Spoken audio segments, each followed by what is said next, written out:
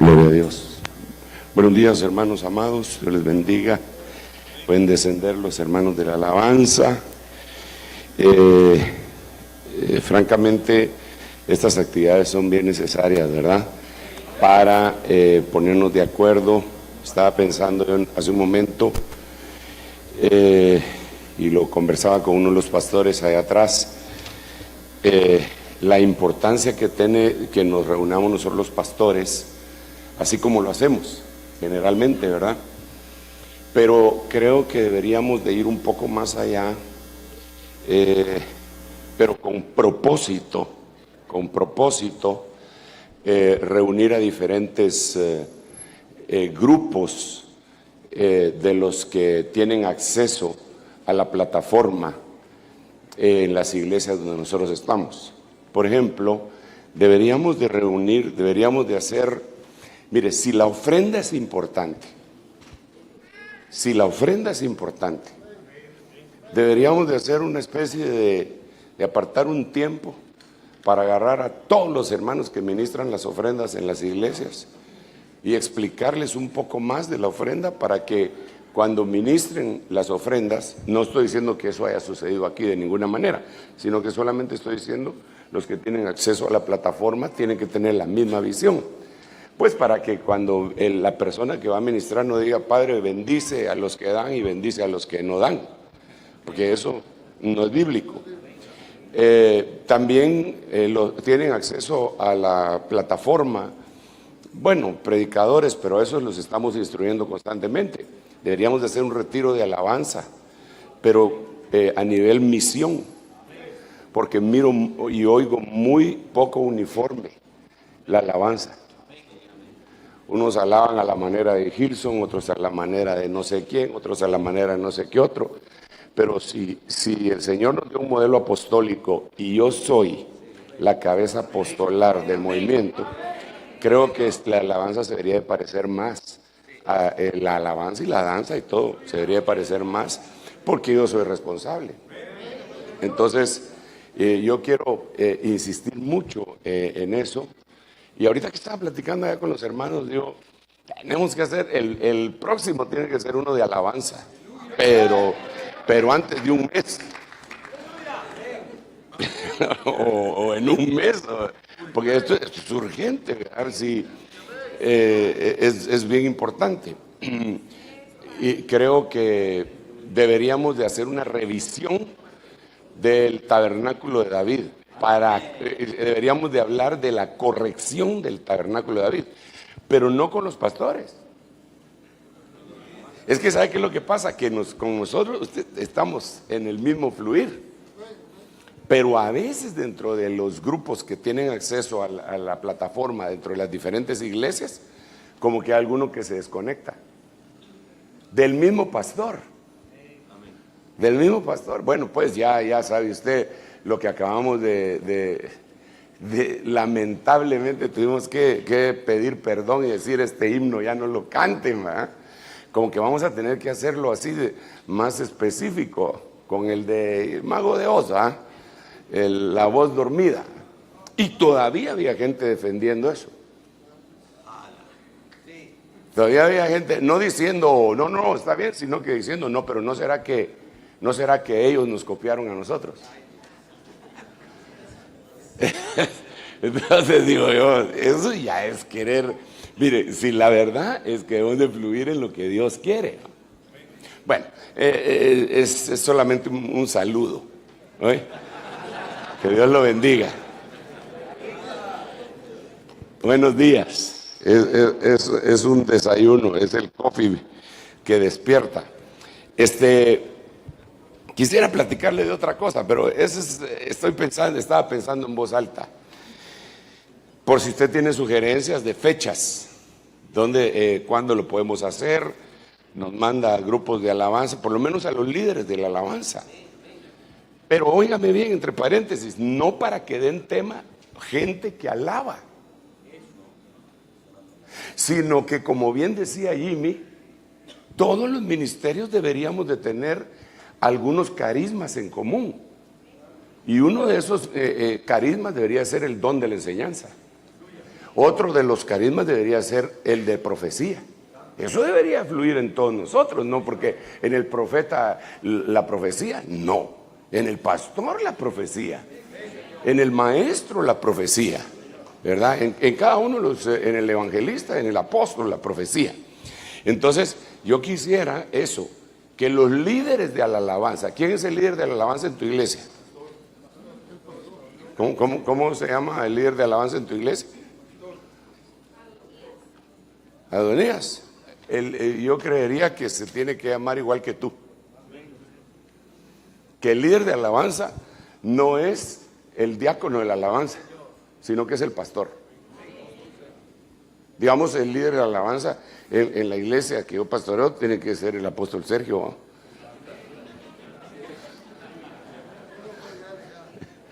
Claro, dice, es que no estoy hablando fuera de la Biblia dice que David alababa a Dios por mano de Asaf.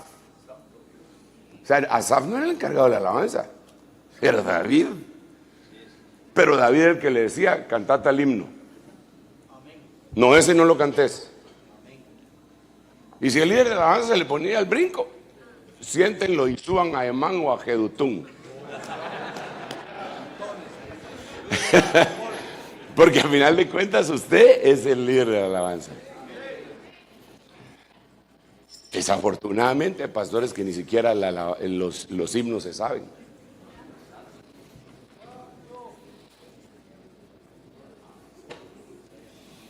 No, aquí va. Sí, no, te lo digo en serio. Imagínese el gran esfuerzo que usted hace para venir, batalla, ni siquiera desayuna para estar temprano acá. Imagínese ese esfuerzo, hermano. Es decir, usted no dice voy a llegar a la hora de la palabra, sino que usted dice voy a llegar a la hora de la alabanza. Los demás pues tienen otras libertades, ¿verdad? Digamos, dicen no, yo voy a desayunar, y ya cuando empiece a predicar el apóstol, ¿viste? Ni siquiera el Jimmy oyeron. Como que viene cáustico, ¿ah? No, Padre, quítame todo veneno en el nombre de Jesús. Danos tu palabra, Señor, una revelación apostólica, profética, evangelística, pastoral y magistral. Gracias, papito lindo. Amén. Sí tenemos que cambiar unas cositas con la ayuda del Señor. Quiero hablarles, yo le puse este tema, enfermedades congénitas. Me tiene muy inquieto. Este tema me tiene a mí inquieto desde hace mucho tiempo. Diría, como refiriéndome al tema, me tiene inquieto desde el principio. Ahí va a ver usted. Quizá donde traté de abordar un poquito de esto fue en el retiro de verano. Pero me parece que todas las cosas que se dan en el mundo, en lo físico, tiene una relación con el mundo espiritual. Usted debe de recordar, me imagino que debe recordar, que en la década de los 90 hubo uno de los descubrimientos más grandes de la ciencia moderna. Pero no suena como ese descubrimiento. A ver, mire pues, lo vamos a comprobar. Mire pues, ¿cuál diría usted que es el descubrimiento más grande de los años 1400?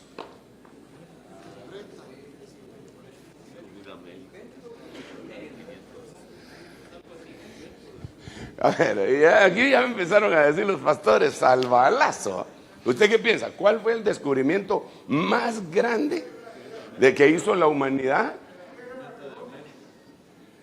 Que la Tierra redonda, el descubrimiento de América, cambió la fisonomía de todo el mundo y de las potencias. Pero dijiste algo por aquí, algo más dijo otra. La imprenta fue una revolución. Pero lo que dice Huguito, lo que dice usted, sí, estoy de acuerdo con ustedes. Pero ustedes pueden localizar cuál fue el descubrimiento más grande de ese siglo. No, pero él fue antes de 1500. Pero está bien, ya dejémoslo ahí.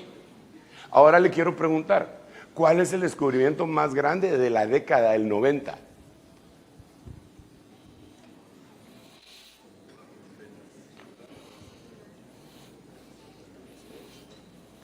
Fíjese que cuando le dije 1400, surgieron las ideas, tal cosa, tal otra, tal otra, tal otra. Ahora le pregunto, ¿cuál fue el más grande de la década? 10 años. Fíjese que le pregunté allá de 100 años. Ahora de 10. La década del 90. ¿Perdón? Internet venía desde la Segunda Guerra Mundial. Ya nos lo empezaron a trasladar más o menos. Mire, el descubrimiento más grande de la década del 90 fue el genoma humano.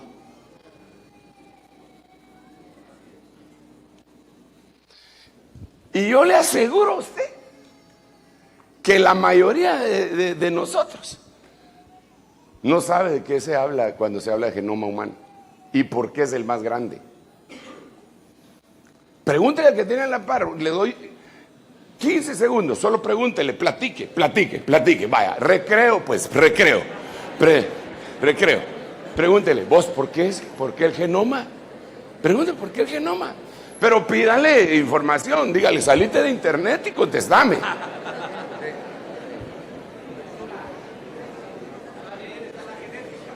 ¿Ah? Sí.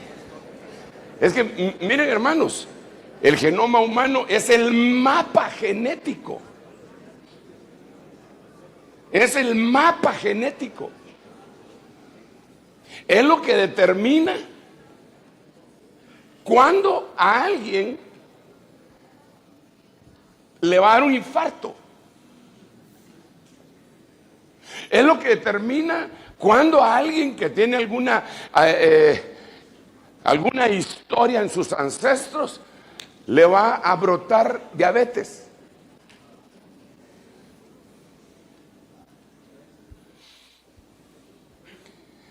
Ahí en el mapa genético determina qué estatura vas a tener. Toda la información. La anchura, eso sí no lo determina, ¿verdad? Pero la estatura, eso sí.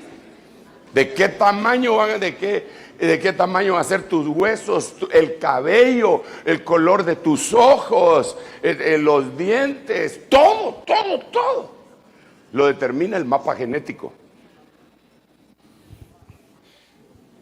Entonces ahora resulta que si eso es el descubrimiento más importante, debería de ser también una de las cosas más importantes en lo espiritual.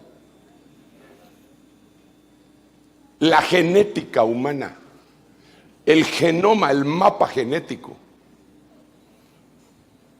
Entonces cuando yo hablo de esto, cuando yo medito en esto, cuando le doy vueltas a este pensamiento, creo, hermano, haber descubierto el agua azucarada. Creo no haber descubierto nada, sino que creo que Dios en su misericordia me está tomando así la cabeza y me está diciendo, mira bien, no has visto bien, mijito. Mira lo que les estoy mostrando en el mundo y en el mundo espiritual. Por ejemplo, uno de los problemas más graves dentro de la humanidad son los matrimonios. Si le aplicamos el mapa genético y le preguntamos a Jesús, Él diría, en el Génesis no fue así, sino que Dios creó varón y hembra. O sea, para resolver el asunto que nos está fastidiando en este momento, pues tendríamos que ir a la genética, al Génesis, al principio. Entonces Jesús diría, es que en el principio no fue así. En el principio no era hombre con hombre ni mujer con mujer, los nenes con los nenes y las nenas con las nenas. En el principio, dijo Jesús, en la genética, en el mapa genético, lo que sucedió fue hombre y mujer. Y se le puede dar carta de divorcio. En el principio no fue así. En el mapa genético no fue así. Entonces, cuando miro las enfermedades congénitas, lo primero que tengo que analizar es qué es congénito, su etimología, para que nos hagamos una idea. Y dice que congénito es una palabra compuesta que viene del latín, no es griega ni hebrea, sino que viene del latín. Pero fíjese lo que quiere decir. Es impresionante. Para mí, pues, tiene un prefijo que es con, que quiere decir conjuntamente, y un vocablo que es genitus, engendrado. Entonces, podríamos al unir la palabra decir engendrado conjuntamente. Eso sería genético. Para explicarlo y hacia dónde vamos, tendríamos que decir, cuando fuiste engendrado, junto con ello vino puntos suspensivos.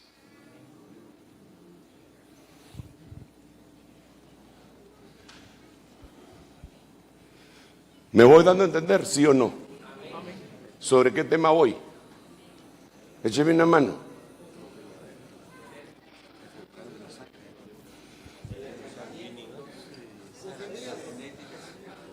Sigo hablando de semilla.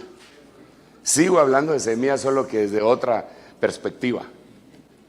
Vamos, cuando fuiste engendrado, junto con ello vino tal y tal y tal y tal cosa.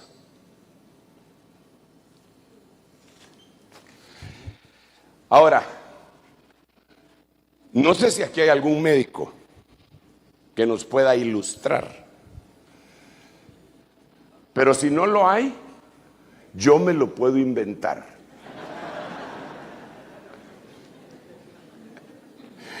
Y le diría yo al médico, aunque ya sé lo que me va a decir más o menos, su explicación sería, la de él sería más profesional, técnica y con términos que a veces nos cuesta asimilar, pero ¿se puede tratar una enfermedad congénita con un tratamiento convencional para las enfermedades normales? La respuesta es no. Se puede, vámonos más allá. ¿Se puede tratar a una persona con síndrome de Down? A ver, ¿cómo se trata a una persona con síndrome de Down?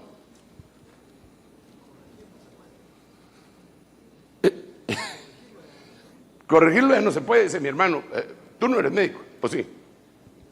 ¿Dónde está el médico?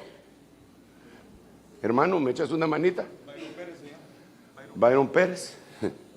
Hermano, ¿cómo hacemos para corregir el síndrome de Down? Allá hay un hermano, ahorita voy con ustedes, allá ya tomaron el micrófono. Pero Sí, ahorita voy apóstol, con ustedes. el síndrome de Down no se puede corregir, apóstol. No se puede corregir. Ya nació así, pues, ¿verdad? Es una enfermedad congénita. Gracias, hermano. Amén. ¿Están de acuerdo? Sí, dicen los hermanos, pero quieren seguir predicando ellos también, dicen. ¿Qué? Generalmente lo que sucede es de que hay 23 pares de cromosomas. Entonces los cromosomas, dependiendo del par al que corresponde, dependiendo del par de cromosomas que corresponda, va a corresponder a ciertas características de la persona. Pero por ejemplo, en el caso del síndrome de Down hay una alteración que entonces viene a ser una trisomía. O sea, en lugar de haber 2, hay 3. Entonces eso ya es una alteración. Entonces, ¿cómo lo corregimos?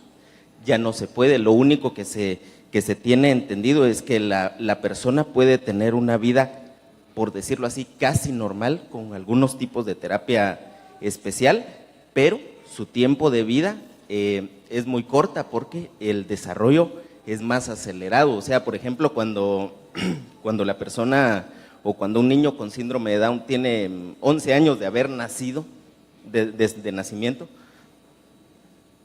generalmente ya va a tener como unos 30 años, 35 años, por decirlo así o por ejemplificarlo. O sea, en pocas palabras, no se puede corregir. No se puede corregir. ¿Mejora su estilo de vida con algunas terapias? Sí, que es lo Ok, que se hace. y si aplicamos esto espiritualmente y decimos que alguien tiene espiritualmente una enfermedad similar, pero espiritualmente, síndrome de Down, ¿se podrá corregir? ¿No será que nosotros estamos tratando con un tratamiento tradicional, gente a la cual le deberíamos estar yendo hasta su genética, espiritualmente hablando?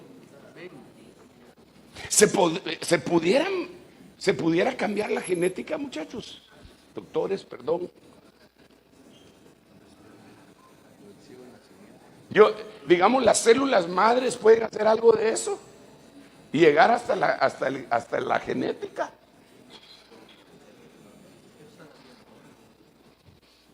Algunos le inyectan a la gente células de cordero y otras células de cerdo, que dicen que la de cerdo es la que más se parece al humano, hermano.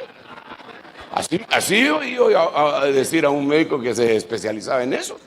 Y entonces yo le dije, ajá, botellita de Jerez, le dije yo. Sí, cabal, que te imaginas, y queriendo venderle esa idea a uno así, no muchito la agarra a uno, se las pone, no, en vez de roncar voy, oink, oink, oink, oink, está fregado. Que me pusiera de oveja todavía, porque en vez de roncar, pero, bueno, pero eso viene a partir de el descubrimiento del genoma humano.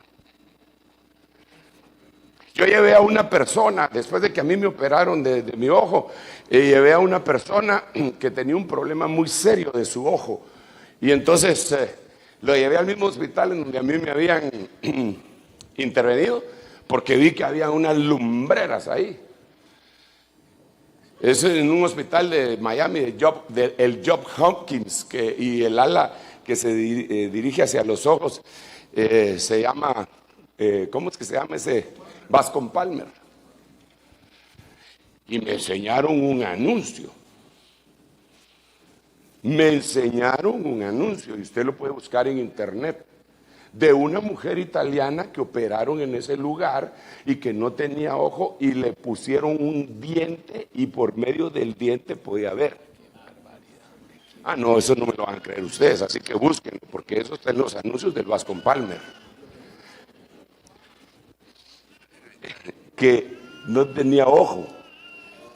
Entonces, para que pudiera ver, no tenía, yo no entiendo eso, pero le pusieron un diente.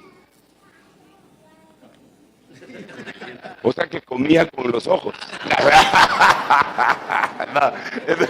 No, le pusieron un diente y le hicieron ver, no sé si, a los hermanos.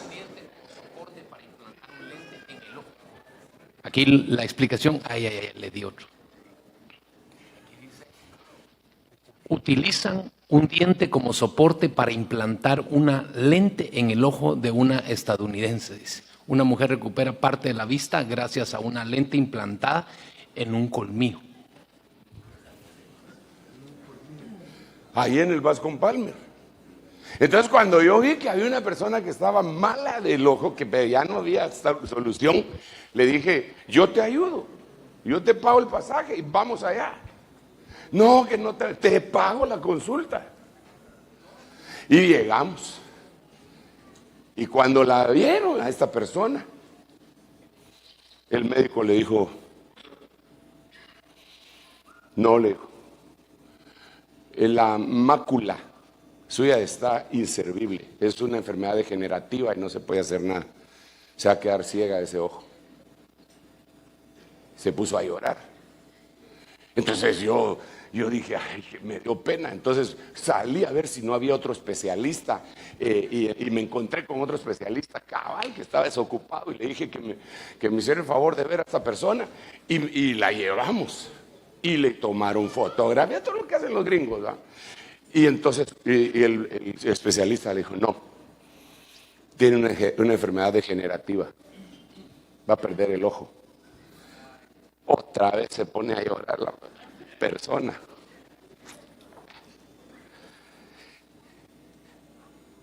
Se conmovió tanto el médico, costaba $500 la consulta. Se conmovió tanto, más los exámenes, que dio orden, no le cobren. Y digo que gracias a Dios, porque era que iba a pagar. Pero lo que quiero decir fue que le dijo lo siguiente: pero no se preocupe, hoy hay un avance en tratamientos con células madres. Porque eso, dijo el doctor, yo no sé si era para consolarla o qué, porque eso es la medicina del futuro. O sea que la medicina del futuro es llegar al principio. O sea que si nosotros cuando nacimos, no sé si estoy diciendo una herejía, hermanos médicos, cuando nosotros, aquí está, diente en un ojo, no, bueno, ya dejen de buscar, ya se terminó el recreo. Si cuando nosotros nacimos hubieran guardado la placenta en la que veníamos, habría para nosotros alguna oportunidad para tratar hipertensión arterial, diabetes o algo así, ¿o no? Se dice que esas células madres nos podrían ayudar, que se multiplican y buscan el lugar en donde se van a, ya sean neuronas, lo que sea. He leído yo, pues, pero por eso te digo, no sé si es una herejía. Bueno, pero no, me estoy deteniendo demasiado, eso me pasa mucho con ustedes, hombre. Entonces, ¿no será así en lo espiritual?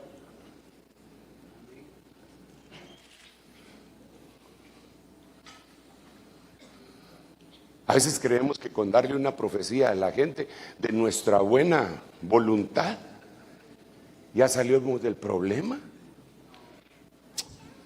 No, hombre. ¿No será que cuando fuimos engendrados, junto con eso venía algo? Entonces tenemos que ir al principio. Y como ustedes dijeron desde hace un rato, uno de los tratamientos es la Santa Cena. Dijeron bien porque realmente la Santa Cena es comernos la genética divina, que empieza a expulsar lo nuestro y a instalar lo de Dios. Pero entonces ahora miremos qué enfermedades podrían ser estas, que vienen con el nacimiento. Digamos, aquí yo le voy a leer este versículo, no voy a predicar exactamente esta enfermedad, sino que solo quiero extraer de aquí un principio, ¿ok? Y yo hice una especie de paráfrasis, pero queriendo respetar la traducción, pues por eso la puse así. Desde el principio jamás se ha oído decir que alguien abría los ojos a un ciego de nacimiento. Entonces la paráfrasis que hice fue la siguiente: desde el principio jamás se ha oído que alguien sane al que tiene una enfermedad congénita. Es que hacia ahí quiero llegar. ¿Cuál sería una enfermedad congénita? Va, miremoslo pues. Écheme una manita. Salmo 51:5. He aquí, yo nací en iniquidad y en pecado me concibió mi madre. Ok, paremos. Déjenme echarme una en mi pensada. No quiero justificar yo a David de ninguna manera. Pero David amaba a Dios, ¿sí o no? ¿Tenía temor de Jehová, sí o no? Claro que sí. David era un hombre, según la Biblia, conforme al corazón de Dios. cometió uno de los pecados más espantosos que se puedan cometer. Porque es que no solo adulteró. No, es que si hubiera adulterado solamente, perdón por la palabra solamente, pero es que el adulterio puede ser por miles de causas, pero es que él no solamente adulteró, sino que detrás de eso había otro montón de cosas.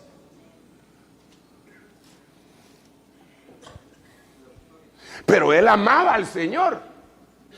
Y cuando se da cuenta, hermano, por el amor de Dios, está metido con Betsabé.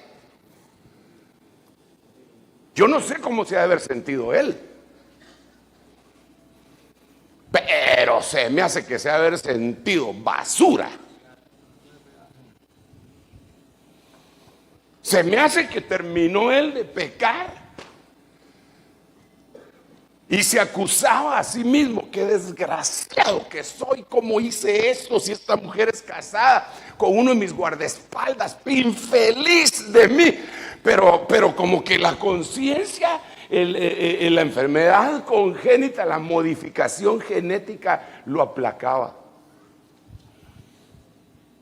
Y entonces él decía: ya no lo vuelvo a hacer. Aquí que quede entre tú y yo, Señor, y ella, ¿va? Pero ya no lo vuelvo a hacer. Que sí lo volvió a hacer, porque la mujer resultó embarazada. Y yo sí que no mucho me creo eso que le dicen a uno cuando están ministrándose: solo una vez fue, hermano, y mire la gran... No, se lo creo, perdónenme, pero se lo quieren engañar a uno. Creen que uno nació ayer, hombre. No, una vez. Fue otra vez y otra vez y otra vez, pero cada vez él se sentía culpable, pero no lo dejaba de hacer. Es como Jacob, engañaba y engañaba y engañaba y se sentía culpable. Por eso es que él agarró al ángel y le dijo: no te suelto, yo ya no me aguanto así. Si no me bendices, si me cambian de naturaleza, yo no te suelto aquí. Mejor me matas, pero yo ya no sigo así. Yo ya no me aguanto así, siendo evangélico, sabiendo que eso es malo, y Dios me hizo que naciera de nuevo y vuelvo a caer en la misma cosa. No, yo ya no. ¿Y cómo lo vamos a curar? Vete, hijo, reza 10 Padres Nuestros y 5 Aves Marías. Así lo vamos a curar. Con una penitencia. O quizá con un castigo fuerte, ¿verdad? Dándole... No, ¿cómo se llaman esas cosas con las que se golpeaban? Silicio. Dándole silicio, esos látigos. Ustedes saben que el silicio a veces era como alambre de púas, no tan acentuado como el tal, pero para poner un ejemplo, que se ponían debajo de sus vestiduras para sufrir. Una penitencia. Entonces hay mucha gente que después de haber cometido un pecado de esta naturaleza se enferman y aceptan la enfermedad como algo, como si yo me lo merezco, esto y más me lo merezco. Y la verdad que sí se merece más, pero Dios no es así. Los que somos así somos nosotros. Entonces ahí está este hombre que no entiende. Ahora resulta que la señora aparece embarazada. Ahora tiene un gran clavo. La van a apedrear a la pobre. Y probablemente a él también. Esto va a ser un problema político de reino. O sea, eso hay que solucionarlo. Como decía Amy, cuando se trata de disciplinar a otros es fácil y no mucho. Pero si ya es uno mismo, manden a traer al cuate pues, y que se acueste con ella y que el menso crea que es de él. Y al final de cuentas, es que Urias también se salía del guacal, hombre. Urias se salía del guacal. La tenía como una de sus hijos. A la mujer no se le puede tener como una de las, aunque uno le diga mija. No la puede tratar como su hija. Uno la tiene que tratar como su mujer. Como mujer. Tiene que tener un débito conyugal y un montón de cosas, pero esto no es matrimonial. Yo solo estoy tratando de llevar al asunto y me tardo demasiado rodeando, ya me quedan solamente 20 minutos para terminar el partido, hombre. Ahora resulta que Urías llega y no se mete con la mujer. Hermano, es una locura, pero no se mete, porque está un montón de tiempo en el frente de batalla.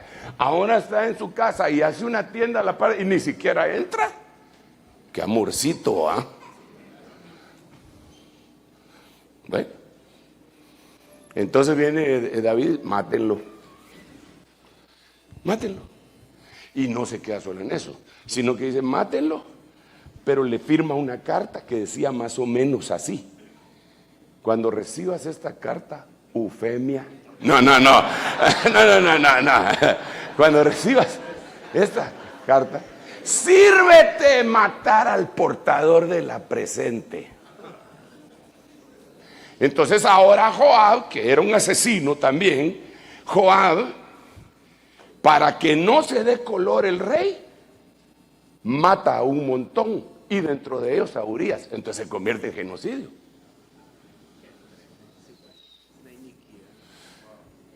El tipo está hundido en el pecado y no lo comprende. Él está sentado y dice, yo no sé qué fue lo que me pasó. La verdad que yo no sé qué me pasó, si yo te amo, Señor, pero siento que mis huesos se envejecieron porque ya no puedo cantarte. Te trato de cantar un himno y no me sale, Señor, no me sale. Mientras caí, envejecieron mis huesos. Y de repente llega el profeta. Los profetas del Señor no solamente le dicen las cosas a la gente. Yo creo que un profeta crecido tiene la capacidad de ver la bendición que viene sobre alguien, pero también tiene la capacidad de ver el pecado en el que alguien está. Porque si no, se va a poner a bendecir a alguien que está en pecado. Y así dice el Señor, y te voy a super requete contra hiper mega ultra penta gigatera bendecir. Y el otro tiene 2 mujeres y un camino. Entonces él dice, entonces estoy bien. Si este es profeta y no discernió que era mal, quiere decir que voy bien, me voy a conseguir otra. Pero el profeta, óigame bien, el profeta genuino de Dios no solamente le dice a la gente la profecía, sino que arrastra consigo una atmósfera profética. Así dice la Biblia. Venía aquella compañía de profetas y Saúl se metió ahí y terminó profetizando. Y Saúl no era el mejor de todos como para ponerse a profetizar, pero como venía la compañía de profetas, ellos traían una atmósfera profética y los que se metían ahí empezaron a profetizar. Entonces lo que le estoy tratando de decir es que el profeta llega y le dice sus verdades a David, pero no se queda ahí porque, hermano, ¿quién de ustedes no le ha dicho sus verdades a la gente y no le hacen caso? Pero como llevaba la atmósfera profética, vino una revelación sobre David. Después de que lo visitó el profeta, vino una revelación y empieza a lamentarse. Y empieza a decir, qué barbaridad, Señor, límpiame más y más de mi maldad. Mira, yo reconozco mi pecado, está siempre delante de mí, contra ti, solamente contra ti he pecado. Se le abrieron los ojos. Pero de repente en el verso 5 descubre el génesis de su problema. Esta es una enfermedad congénita. Lo que pasa es que mi nana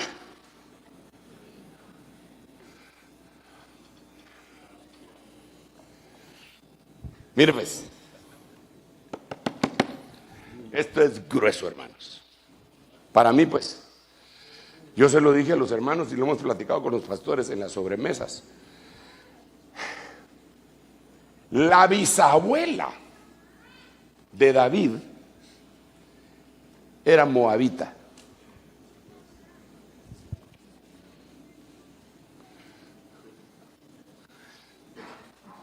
La bisabuela de David era moabita. Y los moabitas venían de un incesto. Cuando las hijas de Lot dijeron, nos vamos a quedar solas y no hay varón en la tierra, entonces démosle de beber vino a mi padre y que él entre a nosotros y podamos conservar semilla, simiente de parte de él. Entonces dice que lo emborracharon a su papá. Lo emborracharon, hermano, discúlpeme, pero perdóneme. Yo no sé quién de ustedes fue borracho. ¿Alguna vez en su vida? Quiero ver quién fue borracho. Ok, mis consiervos. Les quiero hacer una pregunta. Yo también le tupí macizo.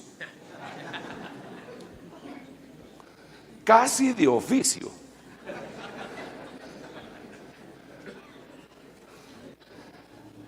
Yo trabajaba en lo secular y chambeaba duro, pero como tenía que atender clientes y todo, todas las noches me ponía hasta donde amarró la burra Belino.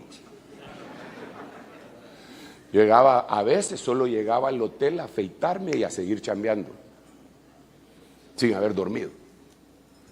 Eran aquellos días, ¿verdad? Ahora tengo que tener por lo menos 8 horas de dormir para poder venir a predicar. Padre, perdóname, dame el cuerpo que tenía antes, Señor, pero sin pecado.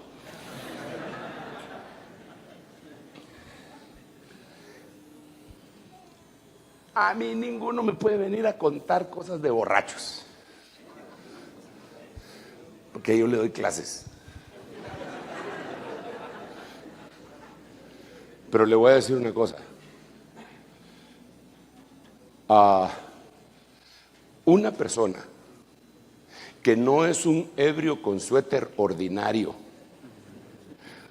o sea, un ebrio consuetudinario, una persona que no es un borracho de toda la vida, no tiene lagunas mentales.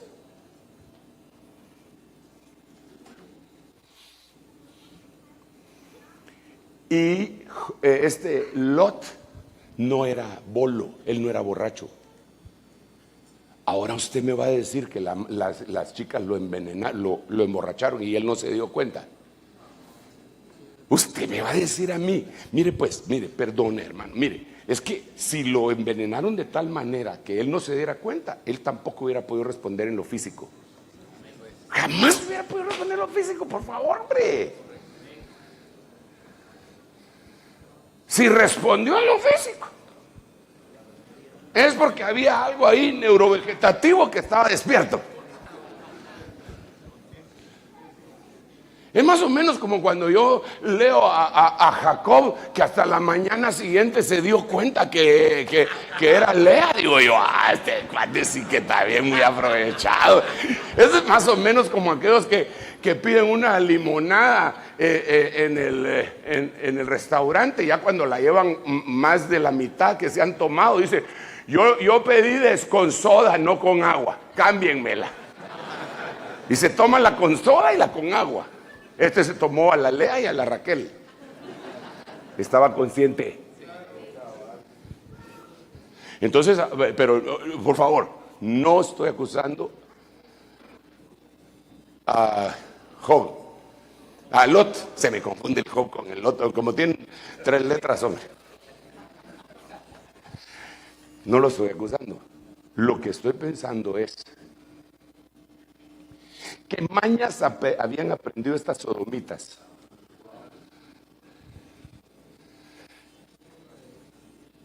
¿Qué asquerosidades habían aprendido en Sodoma para atarantar tanto a un hombre que todavía le funcionara sexualmente y que no se diera cuenta de lo que estaba haciendo?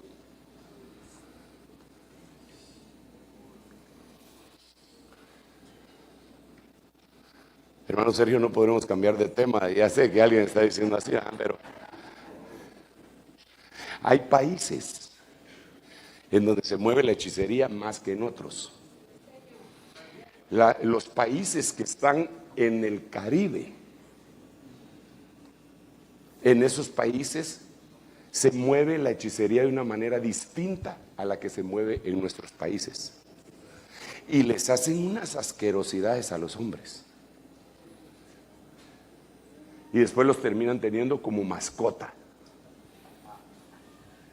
O sea, lo que hicieron las hijas ¿de quién dijimos? ¿De Job? Las de Job eran otras, es que por eso me confunden, porque esas se metían con sus hermanos, pero eso era otra cosa. Lo que hicieron las hijas de Lot fue que, a saber qué le hicieron al papá, pero le respondió oficialmente y las embarazó a las dos. Y de ahí salieron los amonitas y los moabitas. Entonces viene Dios en Deuteronomio 23 y dice: ningún moabita ni amonita entrará en la asamblea de Dios, y ninguno de sus descendientes hasta la 10ª generación.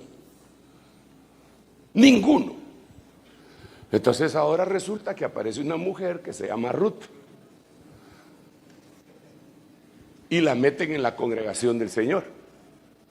Se casa con Booz y da a luz a Obed. Obed se casa y da a luz a Isaí. Isaí se casa y da a luz a David. Y entonces yo tengo aquí, perdonen hermanos, desde dónde venía el génesis, el genoma espiritual de la enfermedad de David. Venía desde Amón y de Moab.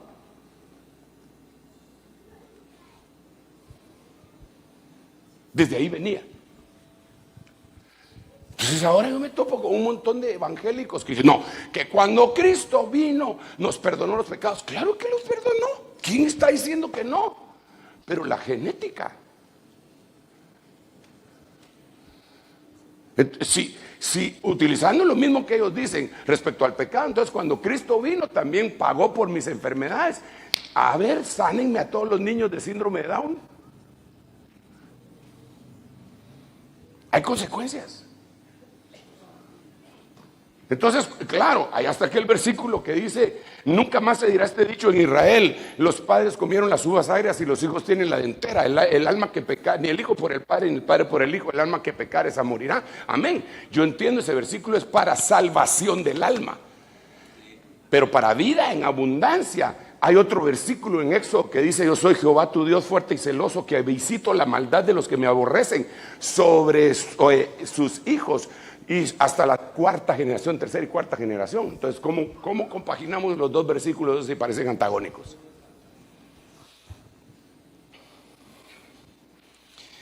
Entonces ahora David se dio cuenta de dónde venía su mal. Mire, es detenerme demasiado. Ya me detuve demasiado, ya me pasé en todo, me quedan 5 minutos, dame eso. No, es que mira, pero mira, Maquito, miremoslo hacia atrás. Miremoslo, porque claro, él fue un vector hacia sus hijos, pero miremoslo hacia atrás porque él descubrió de dónde venía el pecado. Él dice que su mamá lo concibió de esta manera. Eso quiere decir que cuando su mamá tuvo relaciones sexuales para que él llegara a su vientre, había un pecado. El pecado era adulterio. O sea que, pero no era de parte del papá el adulterio, porque a los hombres les permitían tener muchas mujeres, pero a las mujeres no les permitían tener muchos hombres. Entonces seguramente ya estaba casada. Igual que Betsabé. Sí, pero a lo que me refiero es que el mismo problema fue una réplica. Entonces ahora él va, está en el vientre y hay un gran problema. Y entonces, para que no se den cuenta, se lo endosan al esposo de la mujer. Esa es la iniquidad. Y eso fue lo que él trató de hacer. Entonces, cuando vamos más atrás, nos damos cuenta de la familita de la que venía, la genética. Entonces ahora dejo todo eso. ¿No será que esos problemas con los que has luchado tanto y que has batallado y que los desprecias, ese pecado que desprecias, pero que no te puedes deshacer de él, ¿no será que es una enfermedad congénita? Y tú la quieres seguir tratando como en lo tradicional. No, yo puedo. Tú no puedes. No, pero es que la Biblia dice que todo lo puedo en Cristo que me fortalece. Sí, cuando te metes en Cristo absolutamente tienes razón, pero tiene que haber un tratamiento extraordinario. Yo eso veo la Santa Cena. Hoy en la noche vamos a tener Santa Cena, por cierto. Hoy en la noche vamos a tener Santa Cena.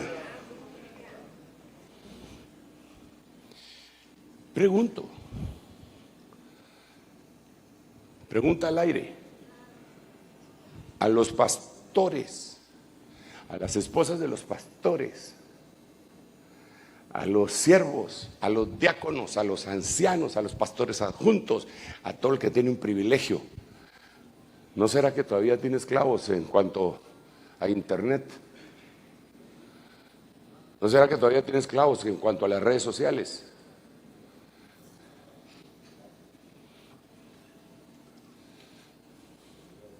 Yo le hice una pregunta a los hermanos allá y creo que fue a los pastores. Y se las voy a hacer a ustedes acá.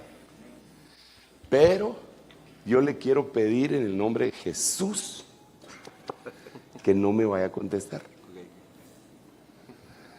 Es más, yo le quiero pedir que en este momento usted sea como un jugador de póker que le llegó póker de ases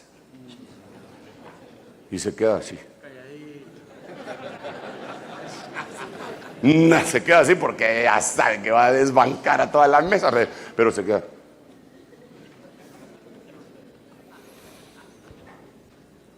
Casi le podría pedir que después de esta pregunta que le voy a hacer sea hipócrita.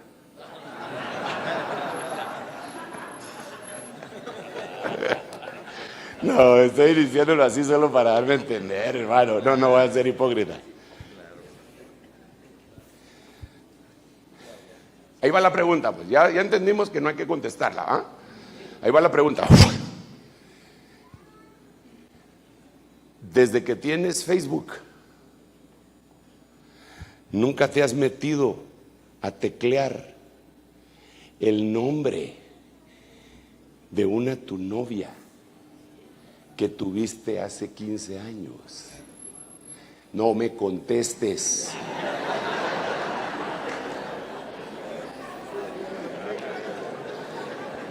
Voy con las hermanas. Hermana, no me contestes. Desde que tienes Facebook, una de esas noches solitarias cuando el esposo salió a predicar y no hay modo que regrese porque anda con sus amigotes.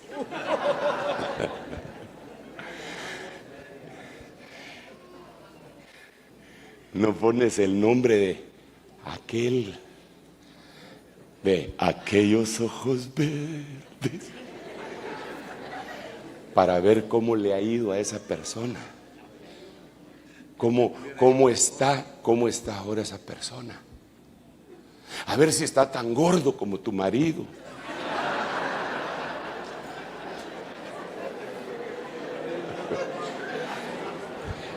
Y como el tipo sí está gordo como el marido, entonces pone una foto en su perfil que no corresponde a nada, ¿va? El año de la revelación tiene ahí, entonces tiene que meterse en las fotos para ver si lo encuentra, a ver cómo está ahora. Ya hice la pregunta, no espero respuestas, pero contéstate a ti mismo. ¿No será que tienes ese conflicto y es genético? ¿No será que quedaste marcado o marcada por una persona? Parece que está diciendo que ya me tengo que callar, pero no le voy a hacer caso. Y hoy sí le tengo que hacer caso porque viene otra prédica, ¿verdad? Viene otra prédica, Salomoncito. Sí. Bueno, yo no miro dónde está la luz que estaba quejándose aquel.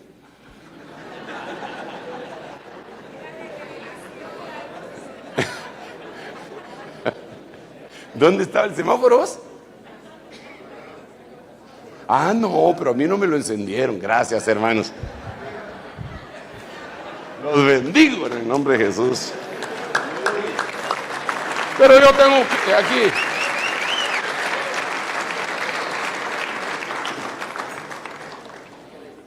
Entonces, ¿cómo hacemos para sanar eso? Primero, revelación. Ah, ya entendí qué fue lo que me pasó. Y no es que le vaya a echar la culpa a mi abuelito, pero mis padres y yo hemos pecado. Y entonces se empieza a ver un cambio de genética. Y entonces el genoma humano espiritualmente hablando empieza a modificarse, y el espíritu visitante ya no tiene asidero cuando llega a dar vuelta. Pero como decía Maquito, el problema es que si uno no corta eso, a sus hijos le va a caer lo mismo. ¿Por qué razón? Porque le cayó a Amnón, a Tamar y a Salomón. Y con Salomón se dio en la otra generación, y así sucesivamente, porque nunca lo cortaron. Entonces hay que cortarlo, esto hay que cortarlo. Sí, bueno, de alguna manera él tuvo un periodo de abstinencia, pero él cuando se hizo viejo, él cuando era joven dijo, una es la perfecta, la amada, híjole, ahí es un amorío tremendo. Pero dice la Biblia que cuando se hizo viejo, su corazón se desvió. O sea, Salomón no terminó bien la carrera. Hay un montón de seres en la Biblia, siervos de Dios, famosos, que no terminaron bien la carrera. Eliseo no la terminó bien, con todo respeto a Eliseo porque es bravo. Pero no la terminó bien. Jonás no la terminó bien. Salomón no la terminó bien.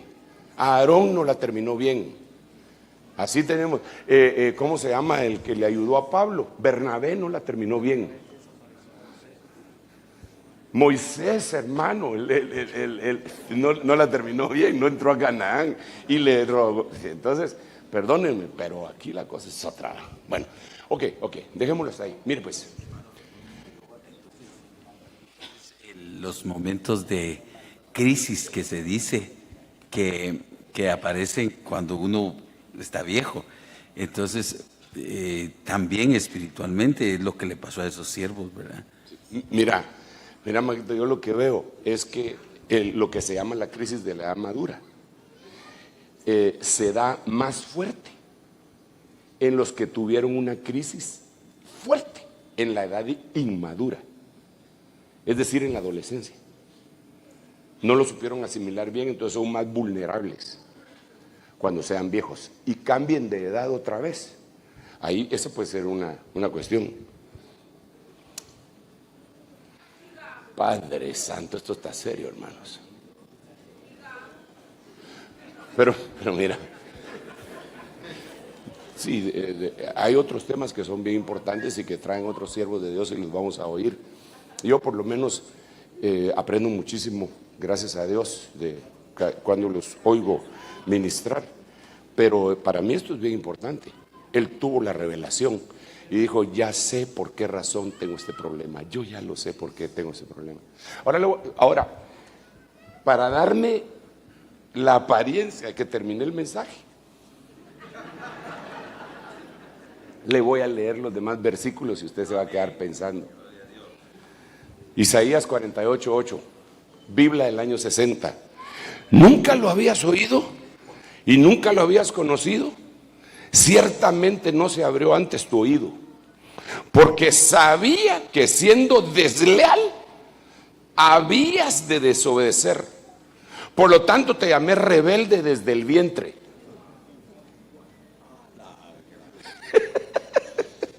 O sea que hay gente, hermano, que uno lo puede castigar, que puede, cuando dividen una iglesia, Dios los mete en una gran disciplina y no se les quita lo rebelde,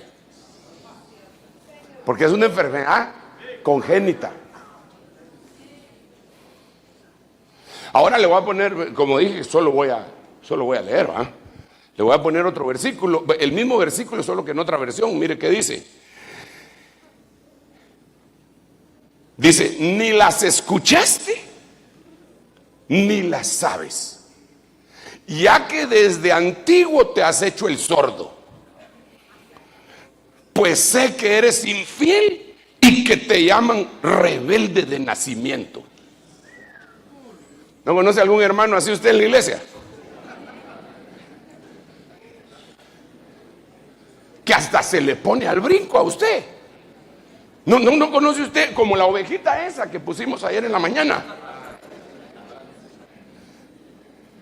que de repente se le pone al brinco y creo que allá fue donde comentamos también en la sobremesa cuando les volví a hablar de la ovejita esa. ¿Sí se recordaron de lo que les estoy hablando? ¿Ah? No es necesario que se las pase otra vez, porque ver que están golpeando al pastor no mucho me gusta.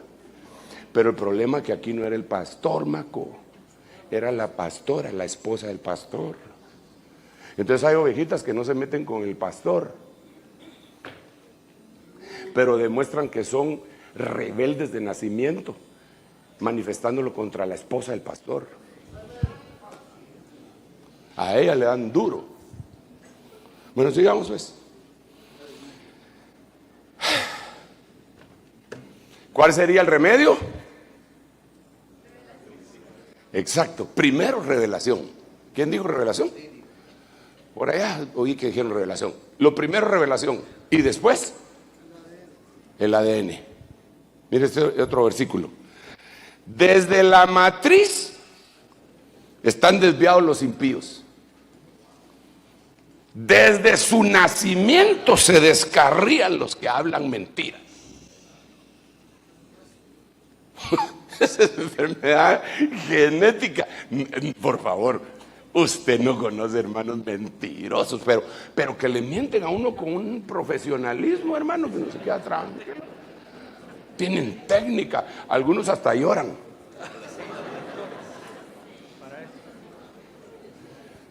Y es una enfermedad genética, espiritualmente hablando.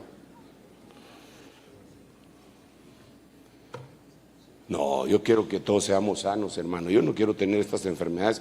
Y lo tremendo es que David tuvo una de ellas y yo no me siento mayor que David. Yo le pido a Dios que tenga misericordia de mí y de usted.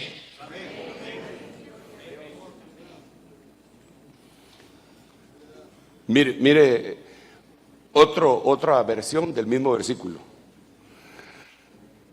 Estos malvados son pecadores de nacimiento. Desde que nacieron mienten y siguen su propio camino. Son enfermedades congénitas. Esas no se pueden tratar de otra manera.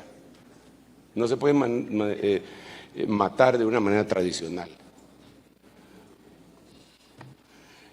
Este es extraordinario. Hechos 3:2. Y había un hombre cojo desde su nacimiento. Este no podía caminar desde que había nacido. Al que llevaban y ponían diariamente en la puerta del templo llamada La Hermosa para que pidiera limosna a los que entraban al templo. La forma de reconocer a este tipo de personas, aunque no les podemos acusar de una vez de que están enfermas congénitamente y espiritualmente hablando, sería si son limoneros dentro del templo. Y cuando hablo de limosna, no estoy hablando de dinero. Estoy hablando de gente, hermano, que siempre está pidiendo y exigiendo comprensión, una miguita de cariño. ¿Creen que a eso van a la iglesia? Y claro, sí, la iglesia debería ser un oasis y todo lo que usted quiera, pero la iglesia, hermano amado, es algo más. No podemos ser un hospital mental de gente que tiene traumas de la niñez y que en vez de ser sanados espiritualmente andan buscando quién los oiga, quién los apapache, quién les sobe la cabeza, venga che concho papa, porque en una de esas venga che concho papa, de veras se va a ir concho papa.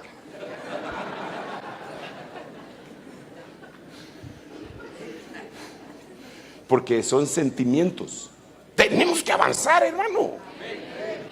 Me gustó mucho ese versículo que le mencioné cuando estuvimos en la iglesia de San Lucas, que deberíamos de ser señores de nuestros sentimientos.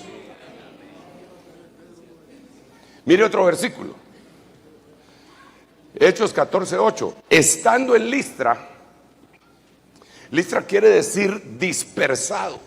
Listra quiere decir alguien que lo secuestraron y que están pidiendo un rescate. Pasaron junto a un hombre inválido de nacimiento, que nunca había caminado porque tenía los pies tuidos. Es gente que no puede caminar en el evangelio. Desde que nacieron de nuevo, nunca pudieron. Tienen 40 años de haber conocido al Señor y no dejan de chupar ni de fumar. Por poner un ejemplo, ya que eso no es todo. Déjeme leerle otro verso. Ya, ahorita finalizo. ¿Qué hora es? 11:49. Voy bien, ¿verdad? ¿A qué hora se finaliza esto? A la 1, a las 2. Ya. Miren este fue con el que empecé. Al pasar Jesús vio a un hombre ciego de nacimiento. O sea, hay muchos ciegos en la Biblia, pero ni solo uno del nacimiento. O sea, jamás había visto la luz del Señor.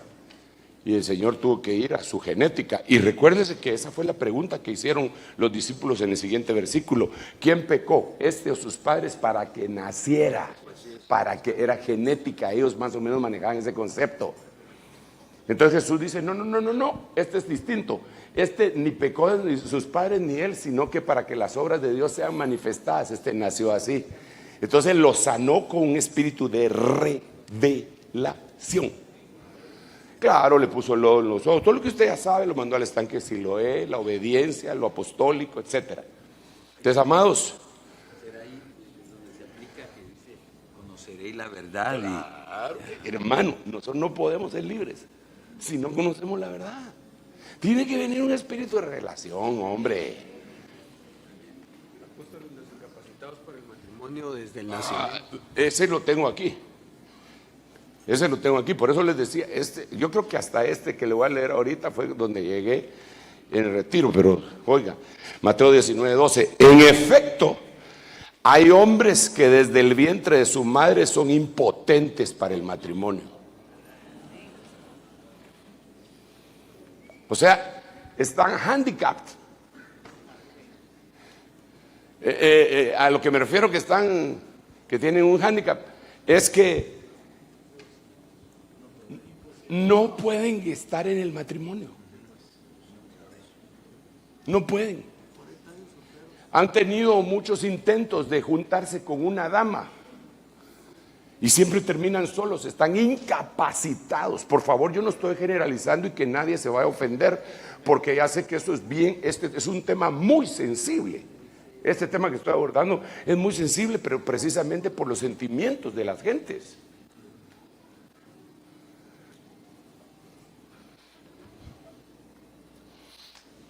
La gente se puede sentir etiquetada, pero, hermano, mire pues, yo no comprendo que haya gente, un hombre, que no tiene dominio propio en cuanto a lo sexual. No lo tiene como don, porque ese es un don. No tienen ese dominio propio. Tienen más de 40 años. Nunca se ha casado. Ha hecho un par de intentos de asociarse con una dama y nunca, él está incapacitado desde el nacimiento. Porque si él fuera para no casarse a la manera de Pablo, Timoteo y todos ellos, entonces tendría el don y sabría para lo que el Señor lo puso.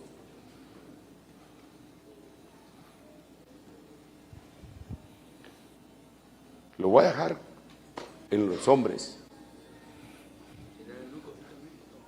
Sí, por eso a ellos les llaman eunucos, pero lo voy a dejar en los hombres porque si digo las mujeres, que lo voy a decir, Entonces ellas se ofenden más. Se ofenden, pero mi propósito no es ofender, mi propósito es decirle, usted lo que debería de ver es si no hay una enfermedad congénita. ¿Por qué no se puede casar? Conozco patojas, son chulas, hermano, bonitas, y no se casan. Ah, no, eso ya es otra cuestión. Pero que no se casan y no se casan y no hacen vida y no hacen vida. Y bueno, pueden haber muchos elementos. Los tatas los están impidiendo. La mamá nunca le cortó el cordón umbilical. La mamá le dijo, siempre vas a ser mi muchachita. Vas a estar conmigo todo hasta que yo sea viejita y me muera. Entonces ya te vas a casar vos. Porque si no voy a sufrir mucho. Pero cuando la mamá se muere, la otra tiene 50 años. Y claro que todavía se puede casar, pero Pablo dice, quiero que las viudas menores de 60 años se casen, más así que se puede, menores de 60 años, pero tampoco el don. Pero en las iglesias, hermano, mire, perdóneme esto que voy a decir, Padre, ayúdame, Señor, para que mis palabras no sean ofensivas. ¿Cómo voy a ofender, hermano? ¿Cómo lo voy a hacer? De ninguna manera. Se lo voy a poner de otra forma. Hermanos médicos, cuando ustedes detectan una enfermedad en algún paciente y le dicen, usted tiene tal enfermedad, habrán algunos que se sienten ofendidos. Algunos se sienten ofendidos. ¿Pero usted qué culpa tiene? Hay una negación. ¿Qué enfermedades son las que más ofenden?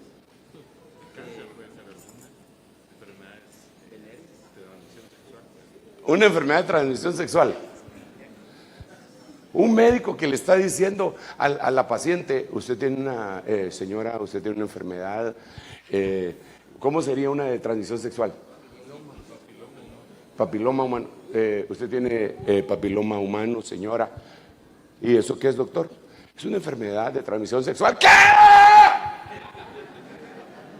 Usted me está diciendo que yo estoy promiscua. No, yo le estoy diciendo que usted es papilómica.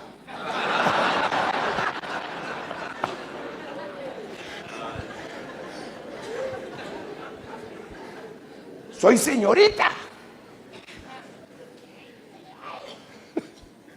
Jamás. Y lo que debería de hacer es decir, porque me imagino que hay enfermedades que causan vergüenza. Digo yo, pues. La cirrosis, vamos, de alguien que nunca tomó. Las hemorroides, hermano. Hermano, ¿y por qué cargas esa dona para todos lados a donde vas? Ahora en el retiro, ¿ah? ¿Por qué?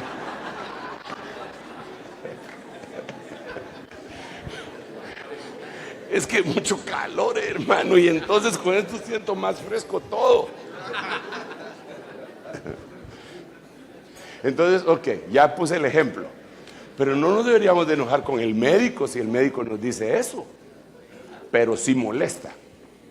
Yo digo que si yo voy con un nutricionista, yo me voy a enojar con él. Porque lo primero que me va a decir el infeliz es, usted tiene 40 y no sé cuánto de grasa. Y yo le voy a decir, dígame el versículo bíblico.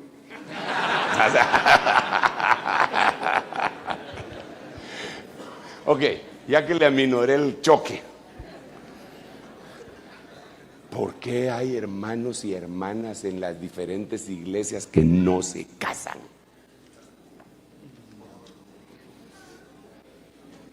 Y qué difícil es hacer una actividad.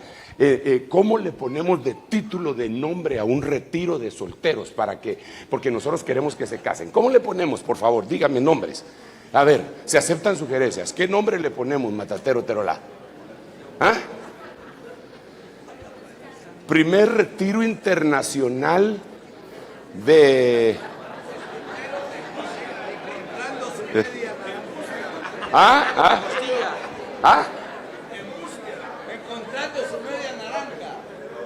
¿Solteros qué? A la no, ¿verdad? Solteros cuarentones.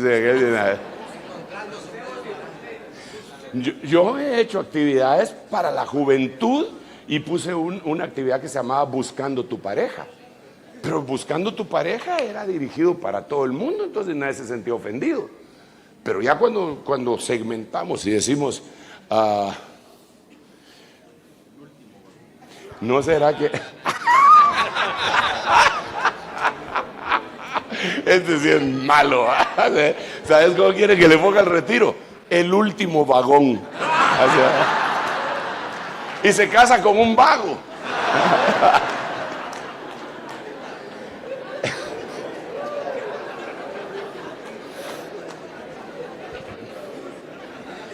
Pero no será una enfermedad genética. ¿No será que habrá que ir a hablarle incluso a los padres para decir, papá, mamá, suéltenme? Si ustedes me aman, suéltenme. Bendíganme y suéltenme.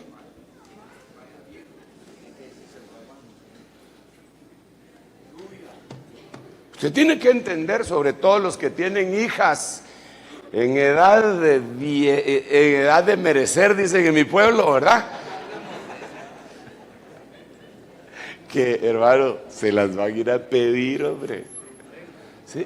Un día de esos va a llegar ahí un muchacho, hermano, que para usted era una joya en la iglesia porque era de la alabanza, era el del teclado, como que estoy pegando a centro.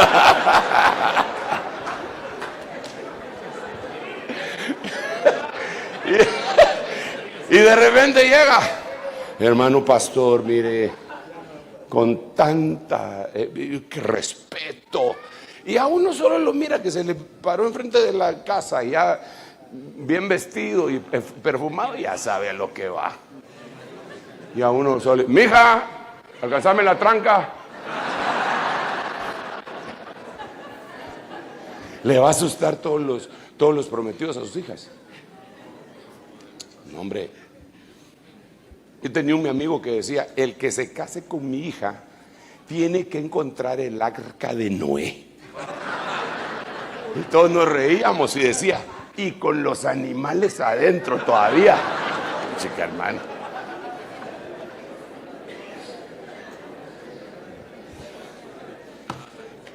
Hay hombres que desde el vientre de su madre son impotentes para el matrimonio. No estoy hablando de sexualidad acá. Estoy hablando que no son capaces de mantener una relación para matrimonios. Cierre sus ojos, voy a orar por usted mejor porque si no, aquí no terminamos. Señor, sánanos de toda enfermedad congénita, toda enfermedad física que el hombre ha querido diagnosticar. En el nombre de Jesús, seamos sanados de eso también. Pero lo espiritual, Señor, trae la revelación sobre nosotros para que podamos batallar en contra de lo que tengamos que batallar. Señor, en el nombre poderoso de tu Hijo amado, yo te ruego que hagas este gran milagro en medio de nosotros. Amén. Gracias, Padre, gracias, Hijo, y gracias, Espíritu Santo. Dale un aplauso al Rey bendito.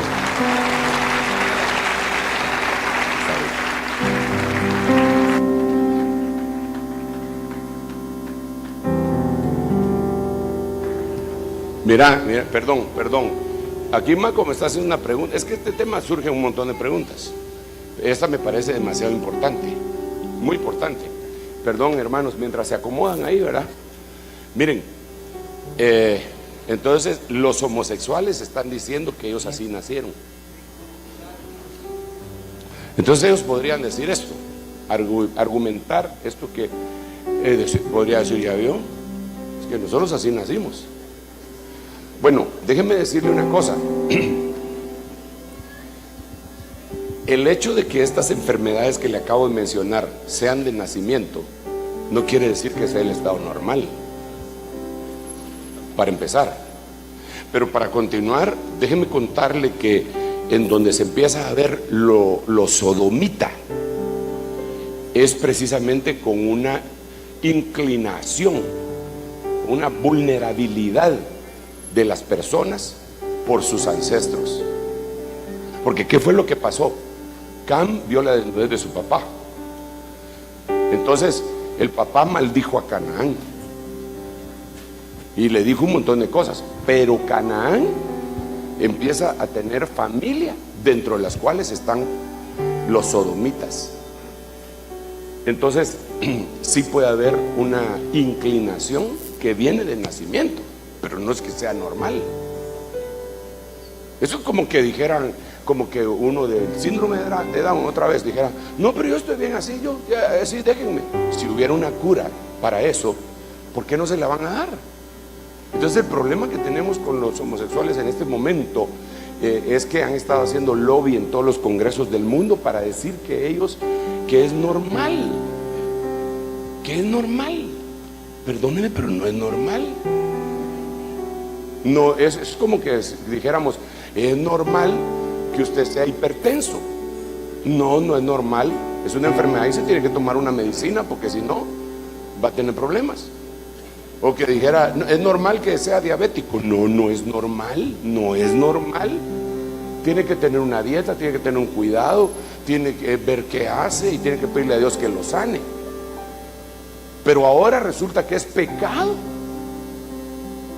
o delito, mejor dicho, que uno le diga a un homosexual: no estás bien. Entonces sería delito decirle a un diabético: no estás bien. ¿Cómo hacer eso?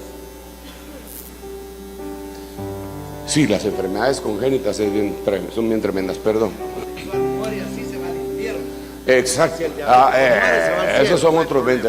Sí, bueno, si el diabético es cristiano, se va al cielo. Si es cristiano, se va al cielo. Es que decía aquí algo muy importante también. Lo único, dice, que si el homosexual muere homosexual, se va al infierno. Y si no aceptó a Cristo, porque puede ser que haya aceptado a Cristo y nunca fue liberado.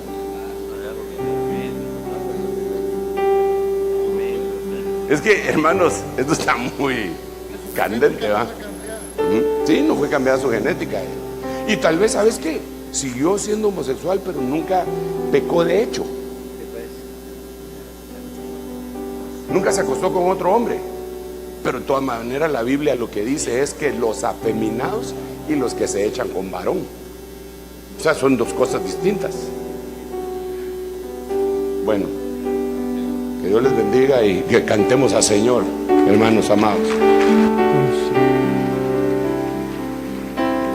Gloria a Dios. Esa palabra ha venido como una revelación, como cuando el Señor se presentó ante Nicodemo, un hombre que conocía profundamente la ley, y hoy por la revelación creo que es una palabra de restauración para cada uno de nosotros. ¿Por qué no le pedimos al Señor que venga renovando nuestro ser? Llévame, Señor Jesús,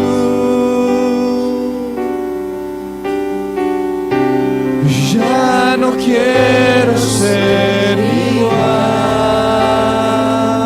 Renuévanos por tu palabra. Llévame, Señor Jesús, y pon en mí tu corazón. ¿Cuánto le podemos decir al Señor que por medio de la revelación de su palabra Él venga renovando el interno de cada uno? Que Él venga restaurando, Señor, por medio de esta palabra revelada que hemos recibido. Que hay dentro de mi corazón necesita más de ti, porque todo lo que hay dentro de mí necesita ser cambiado, Señor.